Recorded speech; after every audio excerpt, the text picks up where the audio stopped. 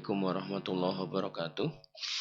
Alhamdulillah wa syukrulillah wa la hawla wa la quwata illa billah. Salatu wassalamu ala rasulillah wa ala alihi wa sahbihi wa mawalah. Ikhwani fiddin azani Allah wa iyyakum. Alhamdulillah, bersyukur kehadirat Allah Subhanahu wa taala yang masih memberikan nikmat kepada kita sehingga kita bisa bertemu lagi dalam rangkaian materi kita, yaitu membahas kitab 30 pelajaran dari Ramadan Nabi Shallallahu Alaihi Wasallam. Kita sampai di pelajaran yang ke-11.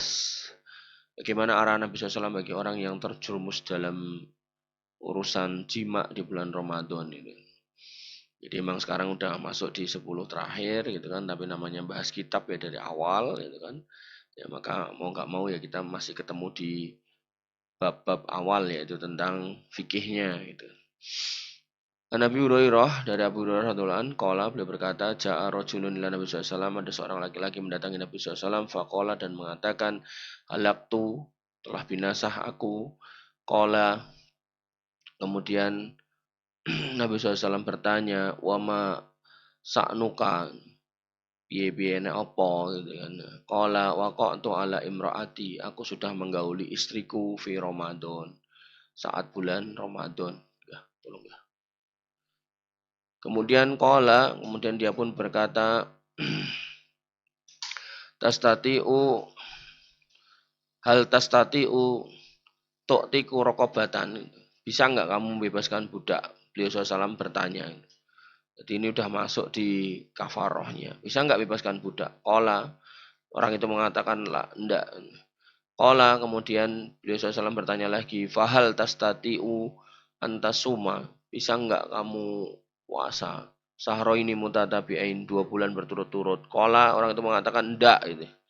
Jadi dia langsung mengukur dirinya, puasa Ramadan aja bolong, pemeneh disuruh puasa 2 bulan berturut-turut. Kemudian Nabi SAW bertanya lagi, fahal tastati'u an tut'ima sittina miskina? Bisa enggak kamu kasih makan 60 orang miskin? Kemudian orang itu mengatakan enggak gitu kan. Kemudian Nabi SAW bersabda, ijlis fajalasa, lingguh-lingguh gitu. Kemudian orang itu pun duduk, fa'utiya Nabi SAW bi'arokin fihi tamr. Kemudian orang itu pun diberikan satu keranjang kurma, wal arokul miktalu ad-dohmu, dan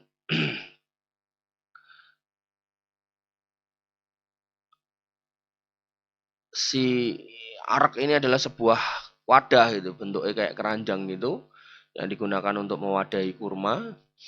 Kemudian Nabi SAW bersabda, khud hada fatasoddaq bih. Nyoh, bawaan. Terus gunakan untuk sedekah, maksudnya untuk bayar kafarahmu itu loh. Kan tadi suruh ngasih 60 orang miskin toh. Nah, Nabi punya segitu gitu. Jadi Nabi itu apa ya istilahnya, sangat dermawan ya. Apalagi di Ramadan ini. Jadi ada orang punya masalah aja sampai dibantu sampai untuk menyelesaikan agar orang itu terbebas dari dosa gitu. Kemudian orang itu pun mengatakan, a'ala afqara minna. Apakah ini harus diberikan kepada orang yang lebih miskin daripada kami gitu. Nabi pun kaget itu. Makanya Nabi kemudian fadhohika. Karena Nabi itu jarang ketawa gitu. Di sini sampai dikatakan Nabi itu tertawa hatta badat nawa jiduhu, sampai kelihatan gigi gerahamnya. Ini menunjukkan ketawa yang lepas itu. Karena Nabi jarang ngakak-ngakak, itu jarang. Nah, maka ternyata orang ini orang paling miskin itu. Kemudian Nabi pun mengatakan, qala at'imhu iyalaka, ya wis nek kasih untuk keluargamu. Jadi orang yang melakukan kesalahan malah kemudian dibantu gitu.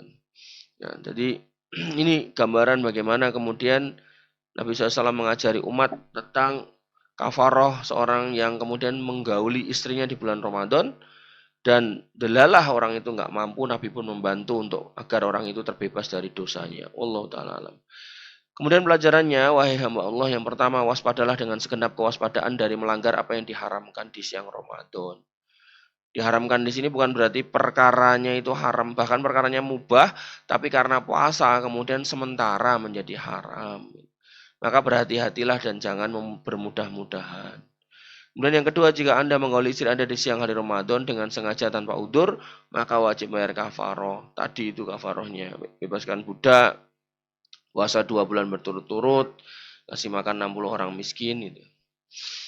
Kemudian yang ketiga, wajib bagi Anda, wahai laki-laki dan perempuan, dari orang-orang yang terjerumus dalam hubungan suami istri di siang hari tanpa udzur untuk tobat. Jadi walaupun itu istri kita sendiri, tobat, wong itu Ramadan itu nggak boleh dibatalkan. Namanya puasa itu nggak boleh batal kecuali ada udzur. Misal sakit yang mengancam nyawa itu baru boleh batal. Atau safar gitu kan, itu baru boleh dibatalkan gitu kan. Atau kemudian apa namanya, ada kondisi misal jihad harus melawan musuh butuh tenaga itu masih bisa dibatalkan. Tapi kalau cuman karena urusan seksual gitu kan, maka nggak boleh tiba-tiba membatalkan. Jadi kalau sama istri aja kita suruh menahan dan kalau membatalkan mendapat kafarat, gimana halnya dengan yang bukan istrinya? Artinya kalau sama istri aja suruh bertobat, maka ya bagaimana dengan yang bukan pasangannya? Nah, untuk bila puasa-puasa berzina gitu. Maka yang keempat, wajib bagi Anda berdua untuk yang melakukan hubungan suami istri di siang hari tanpa udur untuk membayar juga kodok. Jadi selain kafaroh ada kodok dan tobat. Nah, kemudian Nabi SAW bersabda kepada orang yang telah melakukan hubungan suami istri, wasum yauman makanah, dan berpuasalah sehari sebagai gantinya, dan wajib bagi Anda tobat. Jadi sama istrinya dia suruh tobat, maka orang yang berzina tambah harus wajib bertobat lagi, lebih keras lagi. Yang kelima, berhati-hatilah Anda wahai seorang muslim dari berbuka di siang hari Ramadan tanpa udur, karena itu dosa besar. Alasan ngelak tuku es teh, alasan lambene pahit, pengen ngerokok, itu naudzubillah itu dosa besar. Okay? Jadi jangan sampai kemudian kita batalkan puasa kita hanya karena pengen menuruti sesuatu yang sifatnya sesaat. Gitu.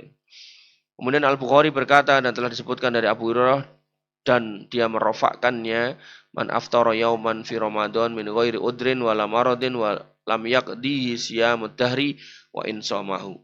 Ya, jadi di sini dikatakan siapa yang kemudian berbuka sehari tanpa udur, bukan karena sakit juga bukan karena udur, maka dia tidak bisa mengkodoknya dengan puasa setahun. Maksudnya apa? Maksudnya adalah bahwasannya dosanya itu besar sekali gitu loh. Tapi tetap harus dikodok, mengkodok sehari sebagai gantinya. Tapi maksud dari sini sebagai ancaman gitu loh. Jadi kalau kita sengaja membatalkan sesuatu yang wajib, sedangkan kita nggak ada udur itu hampir-hampir itu kebaikan yang ada di sehari yang kita batalkan itu nggak bisa diganti dengan puasa setahun gitu loh. Tapi ya tetap wajib kodok. Gitu.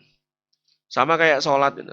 Orang-orang yang meninggalkan sholat asar dalam sebuah hadis dikatakan semua pahalanya terhapus. Ini menunjukkan bahwasanya sholat satu itu pahalanya besar banget, keutamaan besar banget, jangan sampai ditinggalkan gitu. Apalagi sampai sengaja gitu. Kemudian yang keenam, berhati-hatilah wahai laki-laki dan perempuan dari melakukan hubungan suami istri di siang hari Ramadan. Tentu ini diingatkan buat suami istri. Apalagi yang bukan suami istri, poso-poso pacaran, poso-poso mojo gitu kan. Maka hubungan suami istri mendekati terbitnya fajar, yang sekiranya fajar terbit. Jadi kalau udah kira-kira imsak terus malah mau berhubungan suami istri ya mending di cancel sih gitu.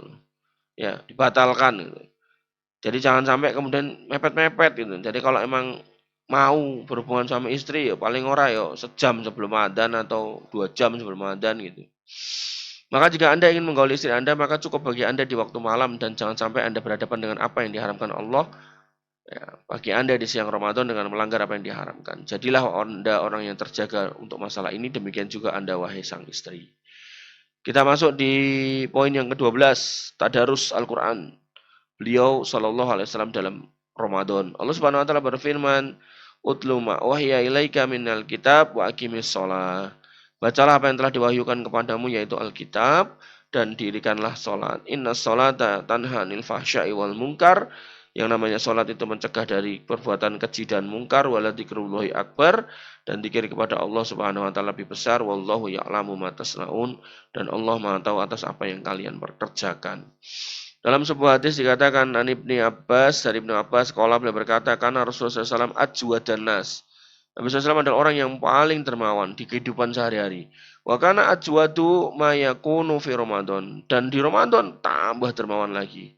Jadi di hari-hari biasa adalah orang yang paling dermawan, pas Ramadan tambah dermawan lagi. Hina yalqahu Jibril, ketika kemudian Jibril mendatanginya, wa kana yalqahu fi kulli lailah. dan Jibril itu menemui beliau SAW setiap malam min Ramadan pada bulan Ramadan fayudari suhul Quran. Kemudian Jibril alaihi salam membacakan untuknya Al-Quran. Tadarus di sini yo mempelajari maknanya sekalian ini. Fala Rasulullah SAW ajwadu bil khair, dan Nabi SAW itu adalah orang yang paling dermawan dalam kebaikan. Buru-buru berbuat yang baik-baik, bahkan minar rihil mursalah, bahkan lebih dahsyat buru-burunya itu melebihi angin yang berhembus. Sehingga ketika kita paham benar bahwasanya Nabi SAW memberikan contoh bersegera dalam kebaikan, wabil khusus masalah tadarus ini, beliau SAW bahkan setiap malam bertadarus dengan Jibril alaihissalam, maka tentu wahai hamba Allah, yang pertama perhatikanlah bacaan Al-Quran di bulan Ramadan. Karena Ramadan adalah bulan Quran, maka Allah Subhanahu wa taala berfirman, "Syahrul Ramadan alladzi unzila fihil Quran hudal linnas wa bayyinatin minal huda wal furqan." Jadi tadarus itu ada dua ya, baca atau mempelajari maknanya. Dua-duanya bisa bermakna tadarus, atau satunya tadabur, satunya tadarus. Atau bisa juga dua-duanya tadarus, tapi satunya tadarus lafzi, yang satunya tadarus maknawi. Maka bersungguh-sungguhlah dalam bertadarus Al-Quran bersama sebagian penuntut ilmu. Demikian juga wanita bertadarus bersama dengan para penuntut ilmu agar bisa mengambil faedah dari orang-orang yang membacakan untuknya Al-Quran, dan dia akan menjelaskan kepadanya sebagian perkara yang Anda butuhkan. Berarti ini kan tidak cuma baca, tapi mempelajari, kajian, majelis ilmu, taklim gitu kan. Baik berupa wakaf-wakaf dan semacamnya, memberikan faedah kepada Anda untuk melakukan hal-hal yang bersifat lahan di dalam Quran, artinya bacaan-bacaannya benar gimana, kemudian dia bisa memperbaiki kesalahan-kesalahan dalam membaca. Kemudian yang kedua, Ramadan semuanya adalah waktu yang utama untuk tadarus, akan tetapi bertadarus di malam hari lebih utama. Sebagaimana Jibril menemui Nabi SAW di malam hari, maka bertadarus sungguh-sungguh adalah hal yang baik di bulan Ramadan. Yang ketiga, berupayalah untuk terus tadarus setiap malam. Dan jangan Anda meninggalkan satu malam pun kecuali dengan bertadarus. Sebagaimana Jibril mendatangi Nabi SAW setiap malam untuk tadarus. Yang keempat, dan lakukanlah oleh Anda pembacaan Quran sendirian jika mudah bagi Anda. Artinya nggak harus kumpul sama teman, mereka ragilem maca Quran, enggak. Ya, bisa sendiri nggak apa-apa. Dan berupayalah untuk menghatamkan Quran beberapa kali dalam Ramadan, dan jika Anda mendapati semangat di dalam membaca Al-Quran, maka bacalah ya pada setiap 7 hari. Jadi nek mampu hatamkan tiap 7 hari. Sebagaimana hadis dari Abdullah bin Amr, dia berkata Rasulullah bersabda, "Iqra'ul Quran fi syahrin." Kultu, baca Al-Quran dalam 1 bulan. Kultu, inni ajidu kuwatan hatta qala faqra'u fi sab'in wala tazid ala dzalik. Maka Abdullah bin Amr pun mengatakan, saya dapat itu bisa setiap hari ya Rasul. Maka Nabi pun mengatakan, maka bacalah 7 hari dan jangan lebih dari itu. Artinya saya kuat loh untuk kemudian ngegas gitu kan. Nabi pun mengatakan 7 hari, 7 hari, wes 7 hari. Nah harapannya itu 7 hari itu ya dia sambil kemudian memahami apa yang dibaca. Dan pada riwayat Muslim, beliau berkata, ya, Faqra'uhu fi asrina lailah, maka bacalah ia pada 20 hari ya. Jadi tergantung kondisionalnya. Kalau emang dia seorang hafid Quran, kemudian juga ahli tafsir, bisa sehari 3 kali ya monggo gitu. Tapi kalau kemudian malah berantakan bacaannya, ya santai aja juga nggak apa-apa. Yang kelima, hendaknya bacaan Quran Anda sebagaimana berikut. Yang pertama, bacalah Al-Quran dengan ta'ani, pelan dan nggak buru-buru. Nah, sekiranya Anda berusaha memahami ayat-ayat, maka jangan cepat-cepat. Dan diantaranya adalah tadabbur, merenungi maknanya. Jika Anda melewati sebuah ayat yang terdapat penyebutan surga, maka mintalah surga. Jadi misal jannati adnin tajri, berhenti gitu. Allahumma ini as'alukal jannah. Kemudian jika Anda melewati ayat-ayat yang di situ ada neraka, maka berhenti dan kemudian berdoa, Allahumma inni a'udzubika minan nar. Jika Anda melewati ayat-ayat tentang perintah, wa aqimis shalah wa atuz zakah, maka bertasbihlah subhanallah dan seterusnya. Hal ini sebagaimana hadis dari Hudzaifah radhiyallahu anhu, beliau berkata, "Sholaitu ma'an Nabi sallallahu alaihi wasallam, aku pernah salat bersama Nabi sallallahu alaihi wasallam dzata lailah pada suatu malam." Kemudian faftahal Baqarah, kemudian beliau SAW memulai dengan membaca surat Al-Baqarah. Fakultu yarka'u indal mi'ati. Kemudian beliau akan ruko, yarka'u indal mi'ati, pada ayat yang 100 ke 100 summa mado fakultu, kira mau ruko gitu kan. Ternyata beliau lanjut gitu kan. Maka aku berkata, dalam arti maksudnya bukan berarti ngomong dilisankan ya, dalam hati gitu kan. Fakultu yusolli biha fi raqatin gitu. Yaitu saya berpikir kemudian beliau melewati ayat 100 lalu kemudian saya berkata, beliau akan sholat dengan surat Al-Baqarah dalam satu rakaat gitu kan. Kayaknya ini mau terus nih gitu kan. Nah, kemudian fakultu yarka'u biha summaftaha an-nisa.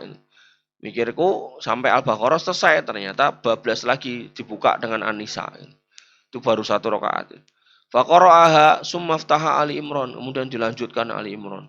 Faqara'aha yaqra'u mutarassilan ila marra bi ayatin fiha tasbihun wa sabbaha wa idza marra bi su'alin sa'ala wa idza marra bi ta'awudin ta'awwada. Jadi dalam bacaan yang panjang itu, ya, beliau kemudian pas begitu sampai di Al Imran, beliau membacanya dengan pelan. Begitu kemudian terdapat tasbih, beliau bertasbih. Terdapat ayat permintaan, beliau minta. Misal ada ayat minta surga, beliau minta Allahumma inni as'alukal jannah. Begitu ayat minta perlindungan, maka beliau pun juga minta perlindungan. Jadi selama membaca itu tadi, summa raka'a faja'ala yaqulu subhana rabbiyal azim. Kemudian beliau rukuk dan kemudian berdoa subhana rabbiyal azim. Fakana ruku'uhu nahwa min qiyamihi. Jadi berdirinya yang sepanjang Al-Baqarah gitu kan. Kemudian ditambahi surat An-Nisa, kemudian ditambahi Al Imran. Rukuknya ya sepanjang itu, coba bayang ya, nggak kebayang saya. Ya, kemudian di sini dikatakan summa qala, kemudian beliau mengatakan sami Allahu liman hamidah, berarti i'tidal. Summa qama, kemudian beliau berdiri, ya, tawilan qoriban mimma raka, berdirinya ya panjang kayak rukuknya tadi. Summa sajada faqala subhana rabbiyal a'la, kemudian sujud dan mengatakan subhana rabbiyal a'la. Fakana sujuduhu qoriban min qiyamih. Sujudnya ya sepanjang berdirinya. Jadi rukuknya sepanjang berdirinya, iktidalnya sepanjang rukuknya, sujudnya sepanjang berdirinya. Coba. Jadi ini sebuah kondisi yang hampir-hampir ya, kita itu kok kayak ora sanggup gitu loh. Ini baru satu rakaat gitu. Maka yang harus kita pahami adalah di sini bahwasanya beliau ketika ada ayat-ayat permintaan beliau minta, ada ayat-ayat perlindungan beliau minta perlindungan, ada ayat-ayat tasbih beliau bertasbih. Jadi kalau kamu dengar imam gitu kan, ya misal imam Qiyamul Lail yang sekarang ini kan udah mulai beberapa masjid Qiyamul Lail, misal kamu ikut dengar ada kata-kata jannah gitu kan, maka minta Allahumma inni as'alukal jannah. Ketika ada ayat-ayat neraka narun gitu kan, maka katakan Allahumma inni a'udzubika minan nar gitu kan. Atau dengan kalimat yang lain yang intinya maknanya sama. Ya. Misal minta surganya Allahumma inni as'aluka ridhaka wal jannah, ya bisa. Atau langsung Allahumma inni as'alukal jannah, ya bisa. Dan enggak usah kencang-kencang. Kemudian atau bacalah Quran dengan bacaan yang biasa hadir agar Anda banyak membaca, dan cara yang pertama dan lebih utama, akan tetapi berhati-hati dari membaca seperti ocehan syair sebagaimana dibaca oleh sebagian orang bodoh. Jadi maksudnya bacanya jangan cepat-cepat. Nah, itu hal yang jelek ya. Bacanya biasa aja. Walaupun nggak khatam, nggak apa-apa gitu. Yang keenam, ajarkanlah Al-Quran kepada manusia di bulan Ramadan, dikarenakan untuk yang demikian terdapat keutamaan yang besar. Berdasarkan hadis Utsman radhiyallahu an dari Nabi SAW, beliau bersabda, khairukum man ta'allama Qur'an wa 'allama. Sebaik-baik kalian adalah yang belajar Quran dan mengajarkannya. Ya, jadi kalau kita kemudian nggak memperbanyak bacaan, tapi kemudian kita memperbanyak kajian Quran, itu juga masih hal yang lebih baik. Gitu kan. Pokoknya apapun yang mudah buat kita itu yang terbaik. Wallahu ta'ala alam. 13. Ketermawanan Nabi SAW di Ramadan. An Ibni Abbas radhiyallahu anhuma, dari Ibni Abbas radhiyallahu anhuma, qala, beliau berkata, kana Rasulullah SAW ajwadan nas, bahwasanya Nabi SAW adalah orang paling dermawan, wa kana ajwadu ma yakunu fi Ramadan, bahkan ketika Ramadan beliau tambah dermawan lagi, haina yalqahu Jibril wa kana yalqahu fi kulli lailah, dan beliau ya dermawan itu ketika Jibril menemui beliau, dan adalah Jibril menemui beliau setiap malam. Jadi setiap malam itu beliau tambah dermawan. Kemudian fayudari suhul Quran, kemudian Jibril mengajari beliau SAW Quran, fala Rasulullah SAW ajwatu bil khair, dan benar-benar Nabi SAW itu orang yang paling dermawan dalam kebaikan, apapun yang kira-kira baik beliau terdepan. Bahkan minar rihil mursalah, melebihi angin yang berhembus. Wahai hamba Allah, yang pertama berinfaklah pada sisi kebaikan berupa ya berbagai sodakoh atas orang fakir, orang yang membutuhkan, anak yatim, dan selain mereka. Tariklah tabungan Anda dan jadikan untuk tabungan akhirat. Tentu ini sesuai dengan kemampuan. Jadi terus bukan kabeh ya. Kalau kita punya keluarga ya keluarganya dahulukan dulu. Allah Subhanahu wa taala berfirman, wa anfiqu mimma ja'alakum mustakhlafina fih, dan nafkahkanlah sebagian hartamu yang Allah telah menjadikan kamu menguasainya. Dan berdasarkan hadis dari Al Haris bin Suwaid, dia berkata, Abdullah radhiyallahu an berkata, Nabi SAW bersabda, ayyukum malu warisihi ahabbu ilaihi min malihi. Siapa di antara kalian yang harta ahli warisnya lebih ia sukai daripada hartanya sendiri? Qalu, mereka mengatakan, ya Rasulullah, ma minna ahadun illa maluhu ahabbu ilaihi. Ya Rasulullah, enggak ada di antara kami melainkan harta sendiri lebih disukai daripada harta ahli waris. Kemudian qala, beliau SAW bersabda, fa inna ma lahu ma qaddama wa malu warisihi ma akhara. Jadi Nabi mengatakan, siapa yang lebih mencintai hartanya daripada harta ahli waris? Para sahabat mengatakan, duh, mana mungkin ada orang enggak mencintai hartanya sendiri. Kata Nabi, ada. Orang yang kemudian hartanya enggak diinfakkan itu sakjane dia lebih mencintai harta itu dimiliki ahli waris gitu loh. Jadi harta itu kemungkinan cuma 3. Yang kita makan kemudian menjadi kotoran, yang kita simpan kemudian itu nanti menjadi milik ahli waris. Nah, yang ketiga yang kita sedekahkan, lah itulah hakikat harta kita gitu loh. Maka ketika kita banyak mengumpulkan untuk ahli waris kita, maka jangan lupa untuk mengumpulkan untuk diri kita di akhirat. Karena ahli waris ketika kita tinggali belum tentu dia akan ingat kita. Makanya tergantung orang tua nih, menjadikan dia anak soleh apa enggak. Nek soleh ya insya Allah ingat. Tapi kalau enggak ya angel. Bahkan ada orang tua yang mati bawa utang, anaknya dielek, bapakmu dia utang, kata anaknya, ben disaur ning akhirat dewi. Coba. Maka ketika bapaknya masih hidup tahu kalau bakal anaknya ngomong ngono ya mungkin semua diinfakkan kali. Yang kedua, jadilah orang yang dermawan di bulan Ramadan dengan pemberian dan sedekah. Manfaatkanlah umur yang ada untuk kebaikan karena hidup itu sebentar dan sebentar lagi kita mati. Dan contohlah dermawannya Nabi SAW. Yang ketiga, berikanlah makanan berbuka buat orang berpuasa agar Anda mendapatkan pahala puasanya. Berdasarkan hadis dari Zaid bin Khalid al-Juhani radhiyallahu an, dia berkata Rasulullah SAW bersabda, man fattara shaiman kana lahu mislu ajrihi ghairu annahu la yanqusu min ajri shaimis syai'a. Siapa yang kemudian memberikan makan berbuka bagi orang yang berpuasa, maka ada untuknya pahala seperti pahalanya tanpa mengurangi pahala orang yang puasa sedikit pun. Yang keempat, ketahuilah bahwa apa yang telah Anda persembahkan dari harta Anda adalah tabungan hakiki untuk Anda di akhirat kelak. Dan bersemangatlah untuk mengeluarkan harta tersebut, jangan pelit, karena hadis Mutarrif dari bapaknya radhiyallahu an, beliau berkata, ataitu Nabi SAW wa huwa yaqra'u alhaakumut takasur. Aku pernah mendatangi Nabi SAW sementara beliau membaca surat alhaakumut takasur. Qala, kemudian beliau bersabda, yaqulu ibnu Adam mali mali. Anak Adam mengatakan hartaku, hartaku. Qala, beliau bersabda, wahallaka ya ibnu Adam min malika illa ma akalta. Apakah engkau memiliki hartamu atau hartamu menjadi milikmu selain yang engkau makan itu? Fa'afnaita aw labista, hingga engkau habiskan atau engkau pakai. Fa'abaita au tasaddaqta fa'amdoita. Atau kau pakai terus lusuh, atau kau makan terus habis, atau kau sedekahkan. Lah itulah yang kemudian fa'amdoita itu akan kekal sama kamu. Maka silakan dipilih. Apakah ya yang kamu makan nanti hilang jadi kotoran, atau yang kamu pakai nanti kemudian lusuh kayak pakaian, atau yang mau sedekahkan itu yang kemudian kamu memilikinya. Yang kelima, buatlah untuk Anda jadwal bagi harta Anda di bulan Ramadan, jadikan satu bagian dari gaji untuk sodakoh dan satu bagian untuk dagang atau untuk disedekahkan kepada keluarga. Kemudian dan bersungguh-sungguhlah menjadikan ya bulan Ramadan ini bulan untuk penuh kebaikan dalam bersedekah. Berdasarkan hadis Abu Hurairah radhiyallahu anhu, Nabi SAW bersabda, "Idza matal insan in qata'a anhu amaluhu illa min salasin."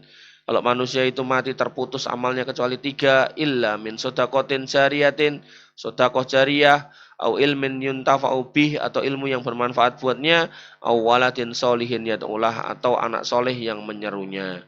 Yang keenam, bersedekahlah sejak sekarang sebelum meninggal dan sebelum terjadinya hari kiamat, agar kita berada di bawah naungan sodakoh, karena hadis Uqbah bin Amir radhiyallahu an, dia berkata, aku mendengar Rasulullah bersabda, kullu mri'in fi dhilli sodakotih hatta yufsala bainan nas. Setiap orang akan dinaungi sedekahnya hingga diputuskan perkaranya di antara manusia. Auqala, atau dia berkata, yuhkama bainan nas, diputuskan hukum di antara manusia. Qala Yazid, Yazid berkata, wa kana Abul Khair la yukhti'u yaumun illa tasaddaqa fihi bi syai'in walau ka'katan au basolatan au kada. Dan Yazid berkata, adalah Abul Khair tidak pernah luput dari satu hari pun melainkan dia selalu bersedekah padanya dengan sesuatu sekalipun sepotong kue atau sebuah bawang atau demikian-demikian.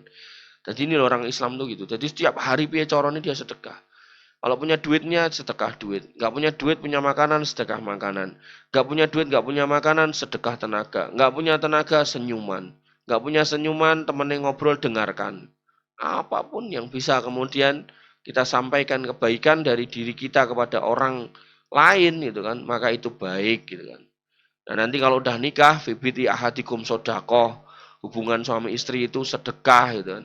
Jadi kalau diajak sedekah suaminya jangan menolak gitu kan. Nanti ada hadis yang kemudian berbunyi bahwasanya kalau kemudian seorang istri menolak ajakan suaminya, maka dia akan mendapatkan laknat dari malaikat sampai hatta yusbih, sampai waktu subuh gitu. Nanti dalam riwayat yang lain hatta yardo, sampai dia ridho.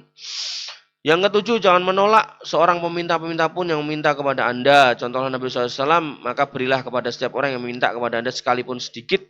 Hal ini berdasarkan hadis Ibnu Bujaid Al-Ansori, kemudian Al-Harisi, dari neneknya radhiyallahu anhu, bahwasanya Nabi SAW bersabda, ruddul miskin walau bizilfin muhrokin. Tolaklah orang-orang miskin meskipun dengan kikil yang dibakar. Tolaklah di sini bukan berarti nggak dikasih, tapi lebih kepada buat dia nggak minta lagi gitu loh. Nah, tapi catatannya ini kan penulisnya ini orang Arab, insya Allah yang minta ini kan orang-orang Islam dan sholat ya. Nah di kita itu kadang itu sih jaluk-jaluk ras sholat gitu loh. Maka kalau kemudian penampakannya ketok-ketok kayak orang-orang nggak sholat apalagi sambil ngamen gitu kan, itu nggak dikasih, saya rasa nggak masalah gitu ya. Tapi kalau ini yang minta tetangga kita, wong susah gitu kan, sambat gitu kan. Kalau emang mampu bantu. Tapi kalau sambatnya njaluk mobil lah repot gitu kan. Saya belum cerita ya, ada yang WA saya minta mobil itu. Jadi datang ke sini bawa masalah, bawa cerita, minta solusi, kasih solusi gitu kan. Nembung utang, nggak saya utangi tapi tak kasih. Tapi ya nggak sesuai dengan yang di mau gitu. Minta sekian juta gitu. Ya tak kasih cuma sekian ratus ribu. Udah nggak usah ngutang pak. Gitu. Terus bawa makanan. Ini buat saya apa suruh bayar? Gitu. Kata dia, dan jenengan bayar saya terima duitnya, tak bayar. Wis toh, ya, selesai. Terus ulang dia kan. Bahkan dia cerita hidupnya susah gini, saya bilang anakmu sing cek kuliah taruh sini gitu kan. Tak ambilnya dalam artian itu kan sudah meringankan bebannya toh. Nah, tapi ya nggak dikirim-kirim anaknya gitu. Nggak tahu mungkin anaknya angel diatur gitu. Nah, kemudian setelah 2 bulan 3 bulan dari pertemuan itu WA saya. Ustadz, saya udah 25 tahun berdoa pada Allah minta mobil tapi nggak kabul. Kiranya Ustadz bisa mengabulkan permintaan saya. Wah luar biasa. Jadi ya itulah potret manusia sekarang gitu. Ya. Jadi yang harus kita pahami adalah ya kita ketika meminta bantuan orang ya dilihat diukur-ukur gitu loh, apa gitu loh. Ya. Dia pun saya tanya, dia terlilit utang banyak, saya bilang kok bisa jangan terlilit utang banyak, katanya buat judi. Nah, sekarang pertanyaannya kalau 25 tahun dia minta mobil nggak dikasih, coba jawaban enggak. Kalau dia dikasih mobil, kira-kira mobilnya itu jadi apa gue? Heh, kok bangke gitu? Dia itu terlilit utang karena judi, ya toh. Terus minta mobil nggak dikasih sama Allah 25 tahun doa. Gitu. Kira-kira nek dikai mobil jadi apa mobilnya?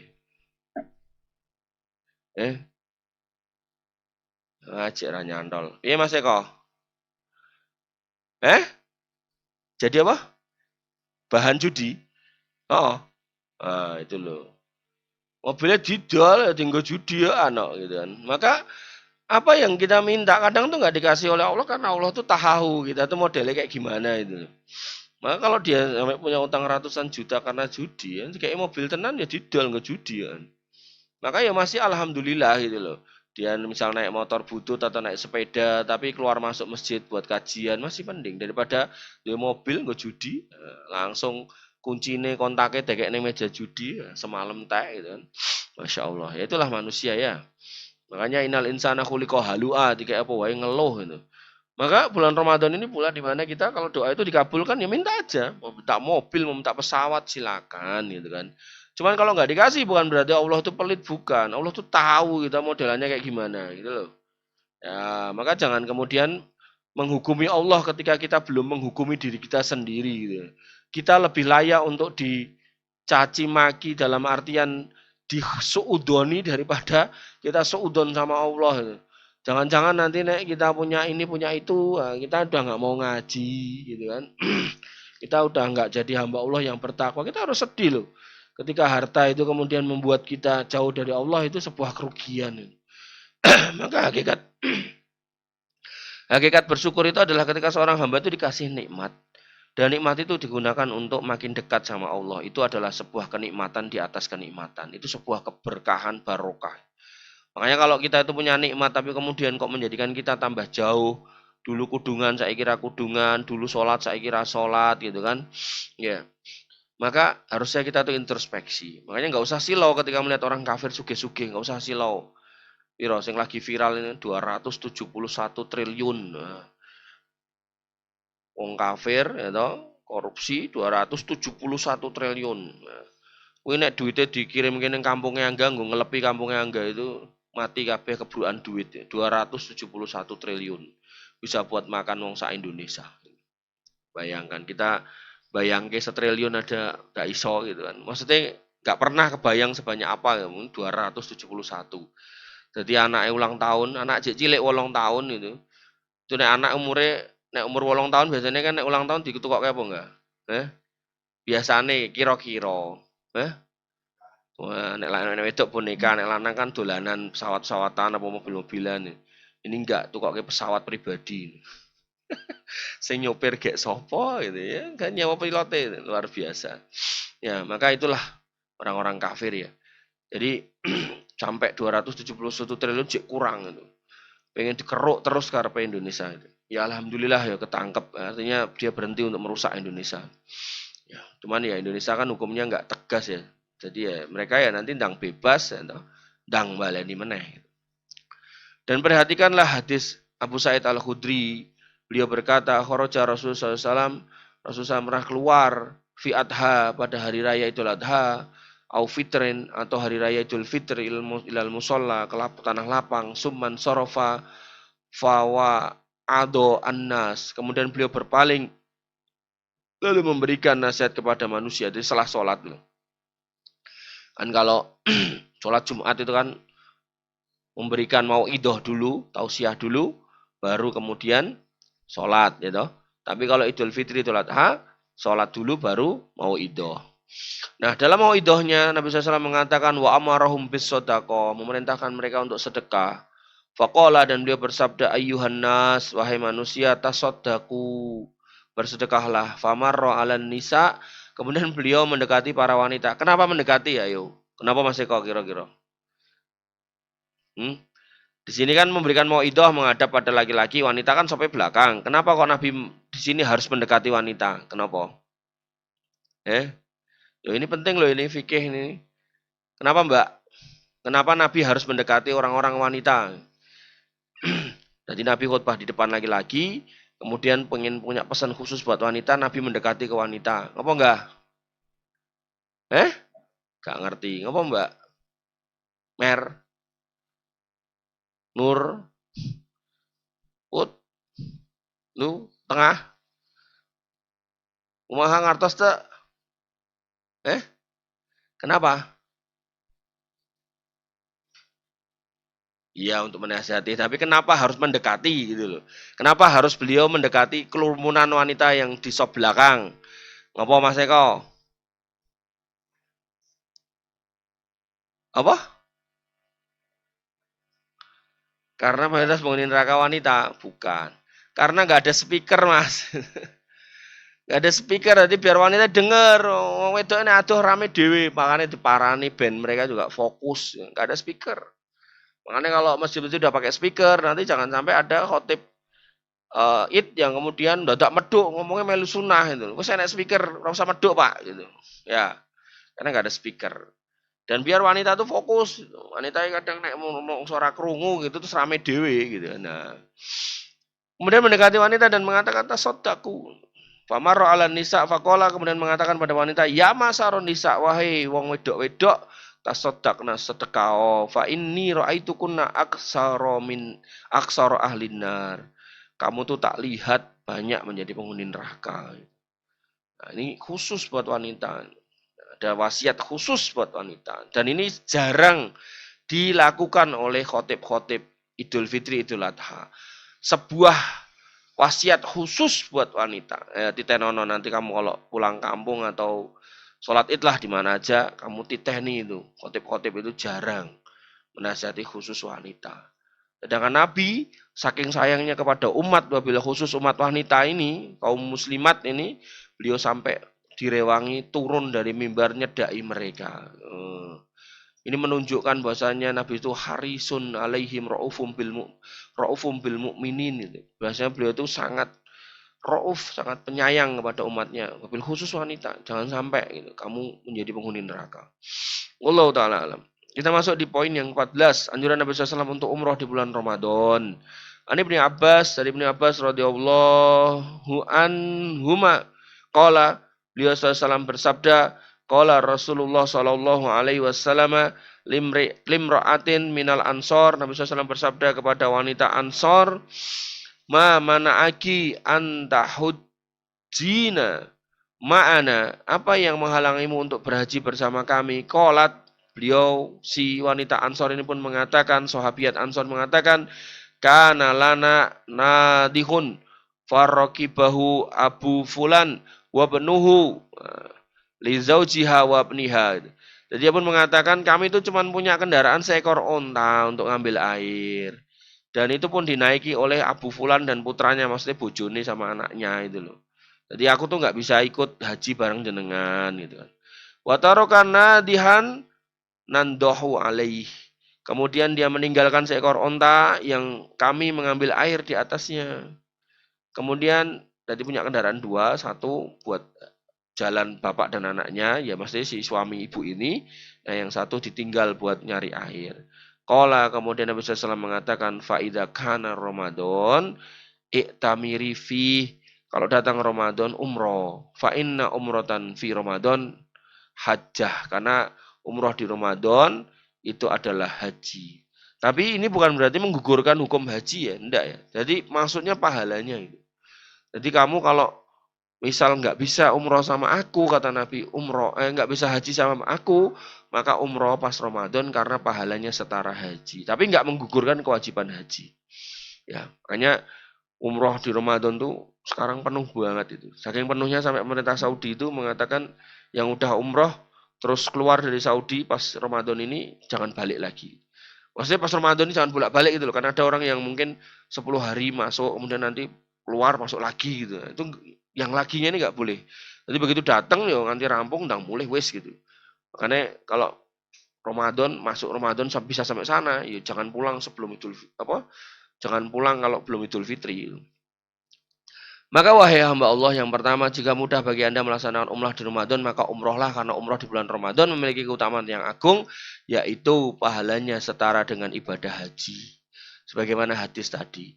Kemudian yang kedua, bersemangatlah dengan segenap semangat untuk umroh di Ramadan, karena sama saja umroh di awal bulan, pertengahannya, dan akhirnya. Jadi umroh di mana aja, sepenting Ramadan itu sama aja, yaitu pahalanya, fa inna umrotan fi Ramadan taqdi hajjatan aw hajjatan ma'i. Umroh di Ramadan pahalanya menyamai haji atau haji bersamaku. Jadi kita nggak pernah ketemu Nabi, tapi kita bisa mendapatkan pahala seolah-olah kayak haji bersama Nabi dengan cara umroh di Ramadan. Yang ketiga, ketahuilah bahasanya umroh menuju umroh menghapus dosa. Sebagaimana hadis dari Abu Hurairah, Nabi SAW bersabda, al-umratu ilal umrati kafaratun lima bainahuma wal hajjul mabrur wa laisa lahu jazaun illal jannah. Umroh dan umroh, di antara dua umroh itu menghapus dosa, maaf. Dan kemudian haji mabrur, tidak ada balasan yang layak kecuali surga. Yang keempat, sebelum Anda menunaikan umroh, pelajarilah hukum-hukumnya. Jadi kalau kita belajar hukum-hukum umroh, bukan berarti kita mau berangkat umroh. Bisa jadi dengan kita mempercepat belajar hukum-hukum umroh, Allah perkenan kita untuk kita umroh, gitu loh. Jadi nggak harus nunggu nanti aku baru belajar nek mangkat. Ya akhirnya ramangkat-mangkat wong ora tau sinau. Tapi nek kita belajar, ya insya Allah ngerti, oh ini bocah ini siap-siap loh. Nah, maka tak kasih rizki biar bisa berangkat, gitu ya. Jadi nggak apa-apa, belajar tuh nggak harus kemudian langsung dipraktekin, enggak. Belajar aja. Contoh ya, kita belajar fikih jenazah. Apa terus kita mau mati atau kita yakin bapak kita besok mati? Ya enggak lah. Justru jangan sampai bapak kita mati, kita nggak paham fikih jenazah. Akhirnya ngedusinnya keliru, begitu udah dibungkus gitu kan. Karena nggak bersih kemudian pokoknya keprot kabeh gitu kan, keprot kotorannya. Ya jangan sampai kayak gitu ya. Maka belajar itu nggak harus pas kita mau pakai, sebelumnya juga nggak apa-apa. Agar Anda menyembah Allah Subhanahu wa taala di atas ilmu dan Anda berjalan di dalam umroh sebagaimana Nabi SAW melakukannya. Nabi SAW bersabda, "Litak khudu manasikakum." Jadi manasiknya itu ngikuti aku. Yang kelima, jika Anda telah sampai Mekah, maka ambillah faedah dari tinggalnya Anda di Mekah dengan berbanyak sholat. Karena Nabi SAW bersabda, "Sholatun fil masjidil haram afdalu min mi'ati alaf sholatun fima siwah." Sholat di sana itu pahalanya lebih baik daripada 100.000 di tempat lain. 100.000 kamu bagi 5 ketemunya 20 hari, 20 hari kamu bagi 360 ketemunya 57 tahun. Jadi kamu sholat di sana sekali itu pahalanya setara dengan 57 tahun kamu sholat di masjid di kampungmu. Ya, jadi jangan sampai kemudian kita lewatkan pahala yang sedemikian banyak. Kemudian yang keenam, perbanyaklah amal-amal soleh di Mekah Al-Mukarramah karena kebaikan di sana dilipat gandakan. Begitu pula hati-hati dari dosa karena dosa juga dijadikan besar di tempat yang utama seperti Mekah dan Madinah. Jadi kalau di sini dosanya kecil-kecil, di sana membesar. Gitu. Padahal jenis perlakuannya atau tingkat atau hal yang dikerjakan dari sisi dosanya sama. Jadi di sana tuh harus hati-hati. Yang ketujuh, jika mudah bagi Anda untuk berbanyak tawaf di Ka'bah, maka lakukanlah karena tawaf memiliki keutamaan yang agung. Ya, berdasarkan hadis dari Ubaid ibni Umair dari bapaknya bahwasanya Ibnu Umar telah berdesakan di dua rukun Yamani, yaitu Yamani dan Hajar Aswad dengan berdesakan yang tidak pernah kulihat seorang pun seperti itu dari para sahabat Nabi SAW. Maka dia berkata, in af'al fa inni sami'tu Rasulullah SAW yaqul inna mashahuma kafaratun lil khotoya.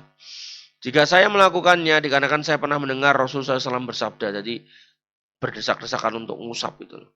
Sesungguhnya mengusap keduanya, yaitu rukun Yamani dan Hajar Aswad, itu adalah menghapus dosa-dosa. Wasami tuhu, dan aku mendengarnya dari beliau SAW, yakul, beliau bersabda, man tawfa bihadal bait usbu'an fa'ahsohu kana ka'idki rokobah. Siapa yang tawaf di Ka'bah ini sebanyak 7 kali putaran, lalu dia menghitungnya dengan benar tanpa nambah atau mengurangi, maka pahalanya seperti memerdekakan budak.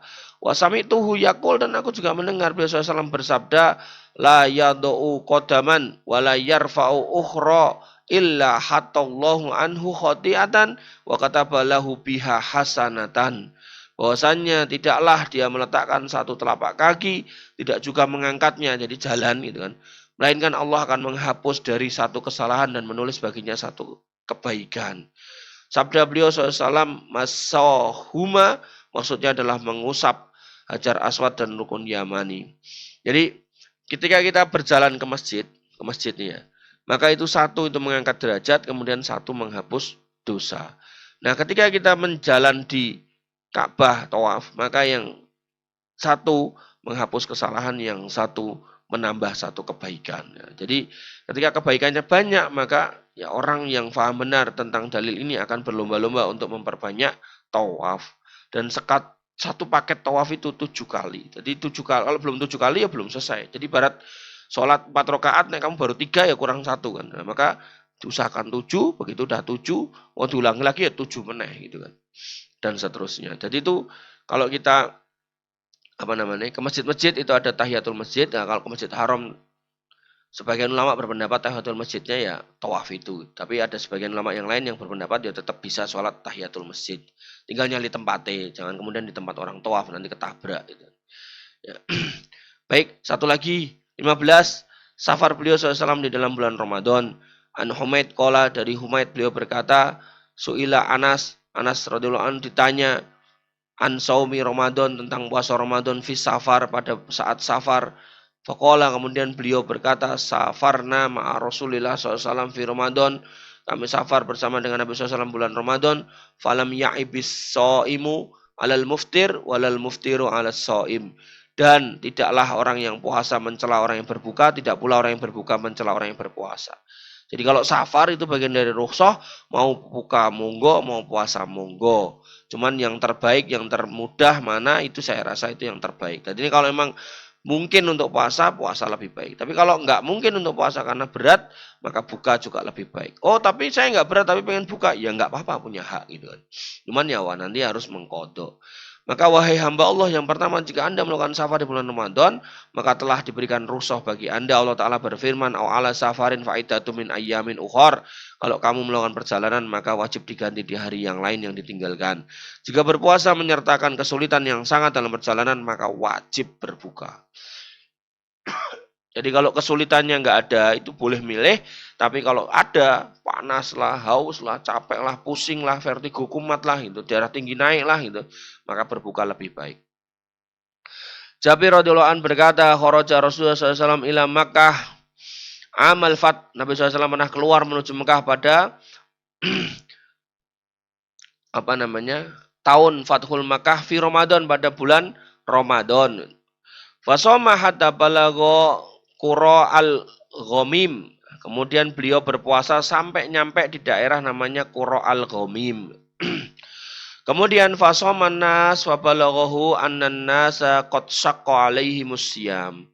Manusia itu pada berpuasa, kemudian sampai info kepada beliau SAW bahwa puasa telah membuat manusia itu berat. Kayaknya kok pada lemes gitu kan. Fada'a biqadahin minal ma, kemudian Nabi SAW meminta untuk diambilkan gelas besar, ya, ba'dal asri, yang berisi air setelah asar. Fasyariba, jadi setelah asar, puasa tuh sampai asar, dilihat orang-orang ini kok kita kehausan, lemes gitu kan, minta untuk diambilkan wadah isinya air. Fasyariba wan nasu yang durun, Nabi minum, berarti dibatalkan tuh, habis asar batal, tinggal sebentar lagi saja nih. Wanasu yang turun, dan manusia itu melihat beliau SAW, fa'aftara ba'dun nas, kemudian sebagian berbuka, wasoma ba'dun, dan sebagiannya tetap poso gitu. Fabalaghahu, hilang Mas Eko.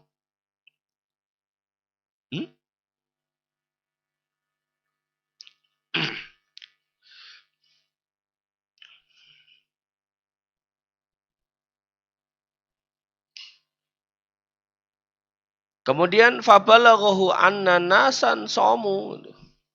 Kemudian Nabi dikabari, sebagian masih pada puasa ya Rasul. Kata Nabi apa? Faqala. Kemudian Nabi SAW bersabda, bentar ya, kita buka ya. Tuh anaknya siapa nangis tuh.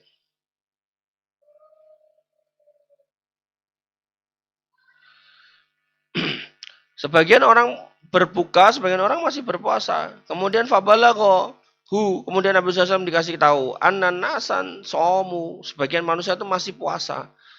Fakola, kemudian Nabi SAW bersabda kepada mereka yang masih puasa itu, yaitu apa? Ulaikal usoh, itulah orang-orang yang berlaku maksiat atau durhaka. Coba. Jadi Nabi terkesan memaksa untuk buka. Gitu. Jadi makanya di atas tadi dikatakan wajib. Kalau emang ketok lemes gitu kan wajib. Gitu. Dan jika puasa tidak menyertakan kesulitan kepada Anda, ya, maka berbuka itu menjadi sunnah, nggak wajib. Boleh untuk tetap berpuasa. Yang kedua, jika sama saja pada diri Anda perjalanan antara puasa dan berbuka, artinya yora ketok susah, hilang lagi.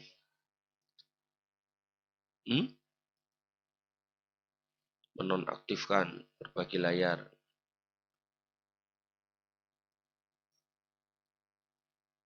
Ayo, tinggal dikit lagi. Ya dadekno host to. Dadekne ko host. Wes. Nah, kita lanjutkan, mohon maaf terputus.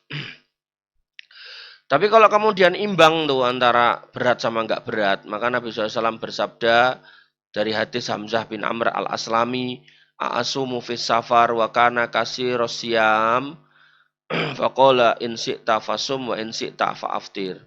Apakah aku berpuasa di dalam safar ya Rasul, dan apakah banyak-banyak berpuasa? Maka beliau SAW menjawab, jika engkau mau berpuasalah, jika enggak berbukalah.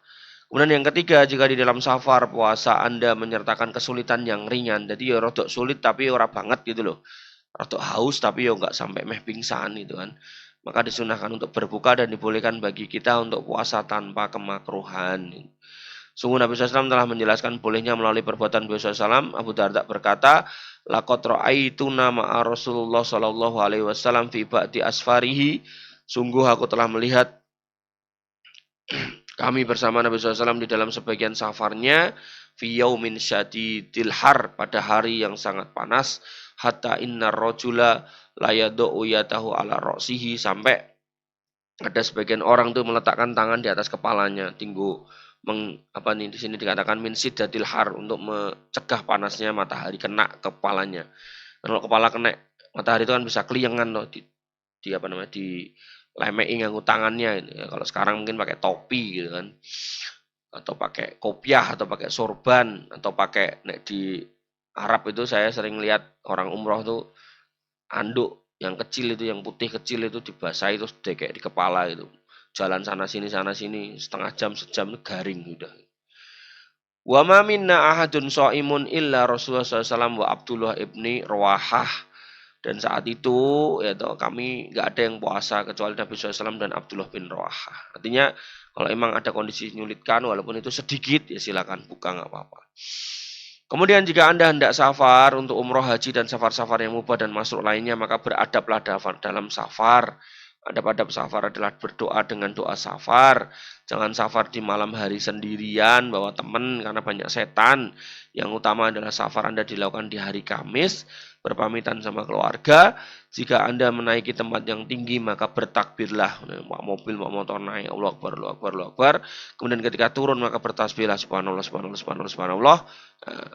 Banyak orang yang melupakan ini akhirnya kemudian lost, kemudian nyemplung di jurang gitu. Maka perbanyaklah doa di dalam safar.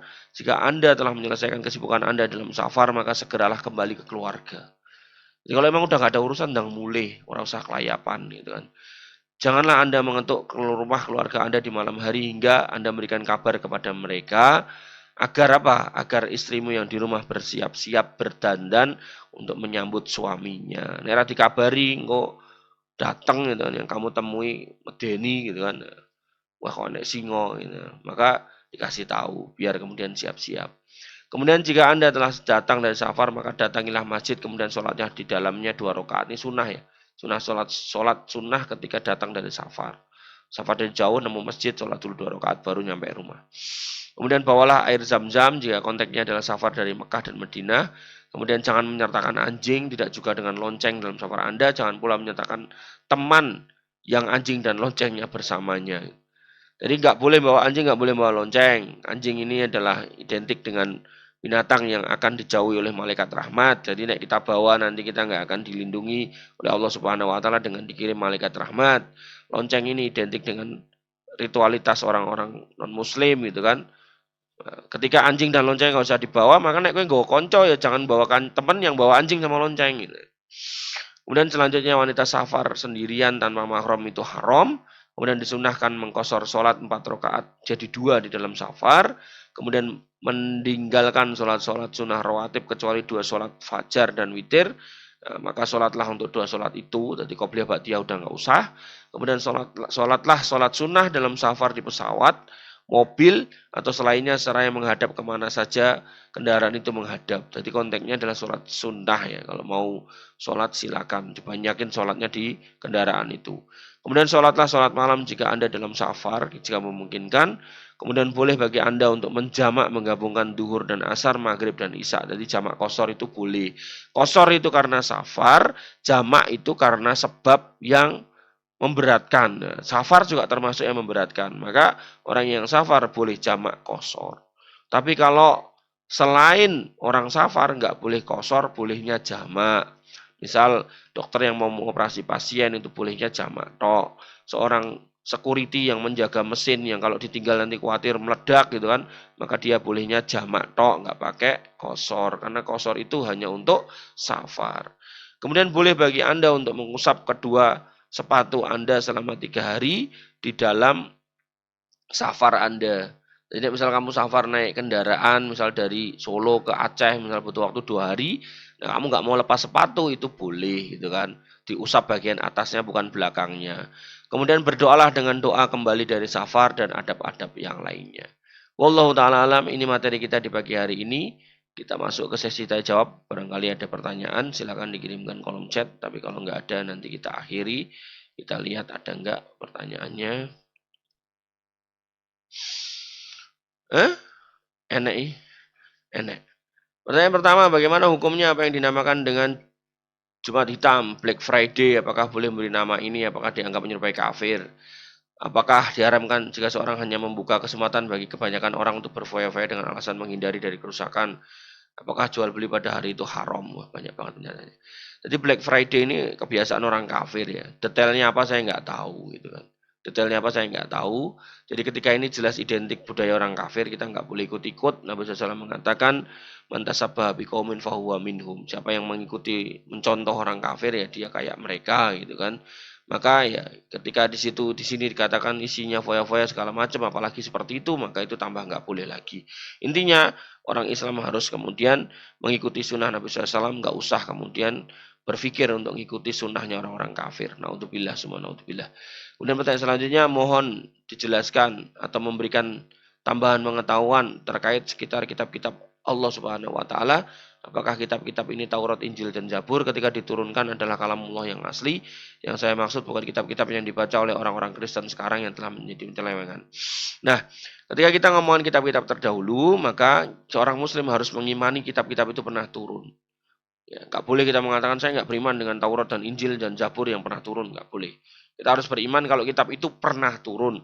Adapun sekarang sudah isinya campur aduk, tambahan kata-kata segala macam, ya nanti akan ditemukan kontradiksi satu dengan yang lain itu kan. Maka apa yang masih sesuai dengan Quran, maka kemungkinan itu adalah firman Allah dan kita imani. Tapi kemudian kita nggak boleh mendustakan seluruhnya. Tapi juga nggak boleh membenarkan seluruhnya. Jadi kita kompilasi mana yang sesuai dengan Quran itu kita terima. Berarti kita harus baca kitab-kitab ini, nggak usah membaca Quran aja sok lali. Maka yang lebih wajib adalah baca Quran, maka nggak usah membaca kitab-kitab Taurat, Injil dan Zabur. Umar bin Khattab kalau nggak salah radhiyallahu anhu itu pernah membaca kitab Taurat dan Nabi SAW mengingatkan ngapain kamu baca-baca kitab itu ya, karena baca Al-Quran dan memahami Al-Quran itu lebih penting gitu.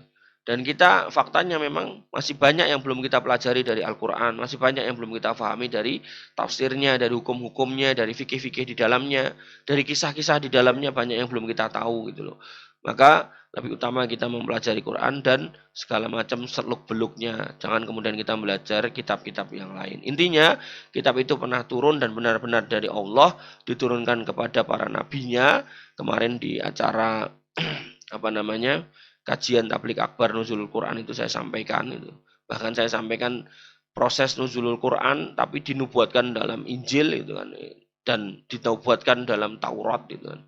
Jadi benar-benar di situ dikatakan akan tak kirim loh seorang nabi mirip kamu Musa, dan firman itu tak taruh di mulut. Nah, jadi nabi-nabi itu ada suhuf Musa, suhuf Ibrahim, itu wahyu itu sudah tertulis itu, ditulis.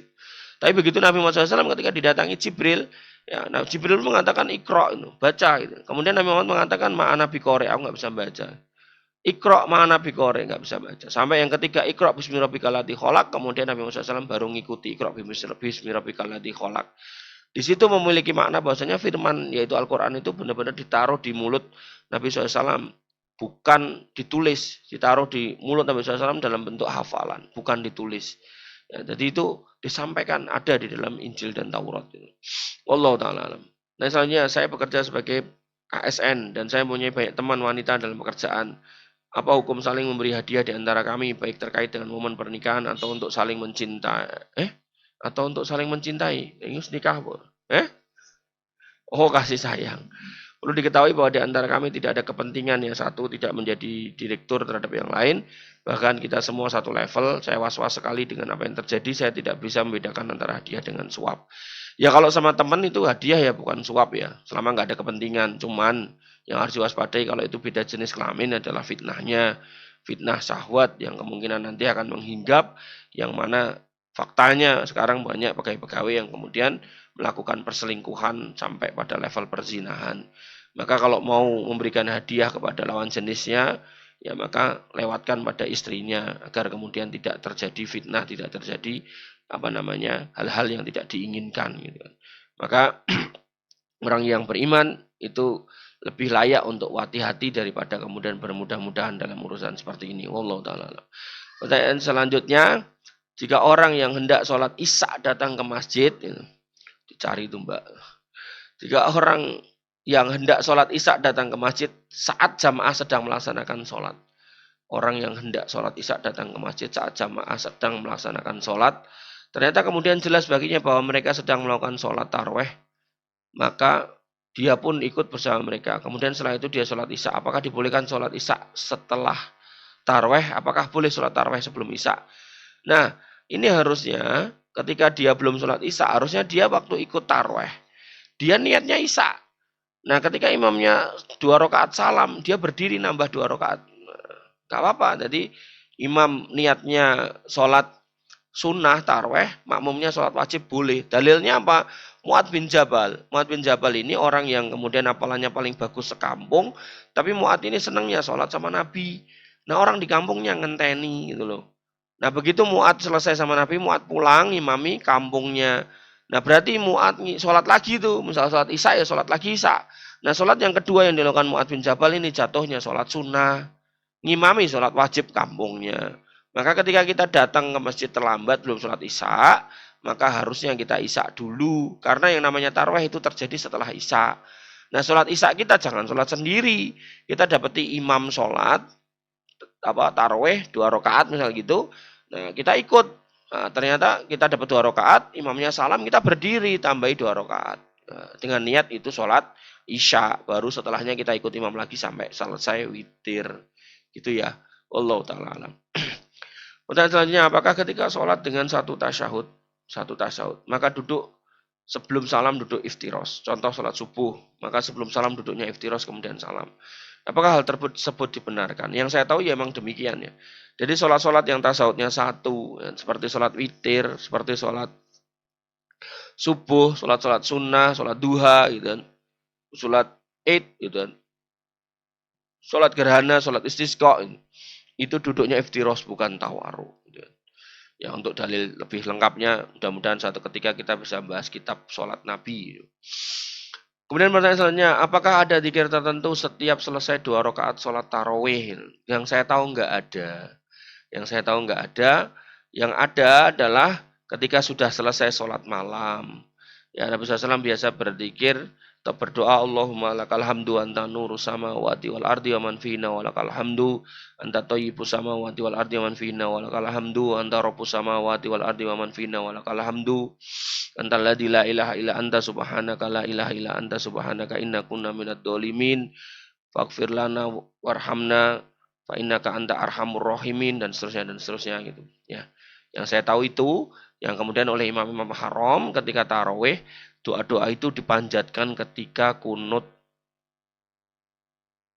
witirnya. Jadi di rakaat terakhir menjelang salam dari witir, setelah itidal mereka kunut gitu. Makanya saya dapat jadwal ngimami tarawih di beberapa masjid itu saya usahakan untuk membacakan kunut itu, membacakan doa-doa yang istilahnya saya tiru atau saya ikuti dari imam-imam haram.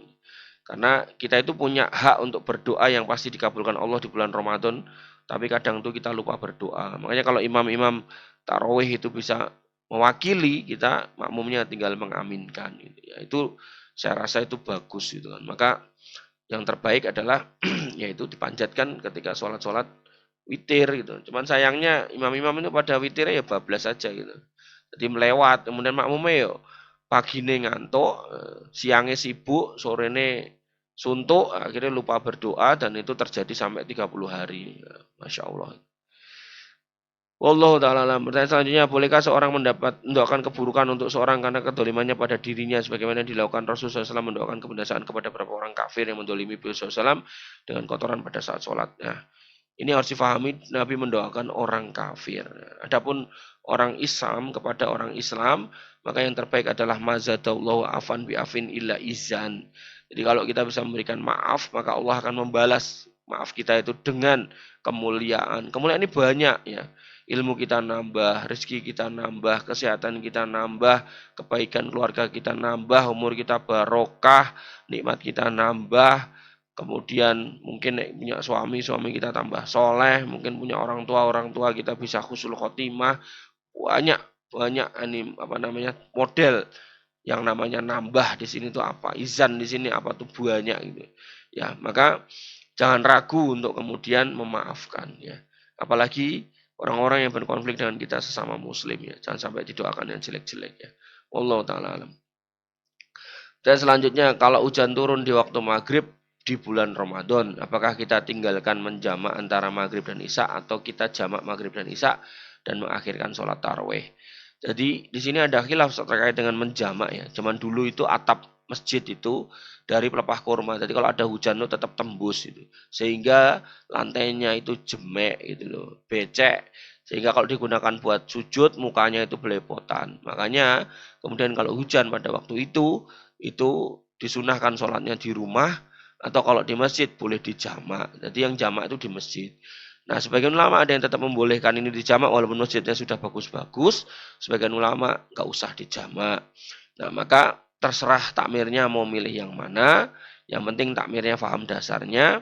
Maka kalaupun dijamak ya maghrib langsung isya ya habis isya langsung tarweh gitu loh.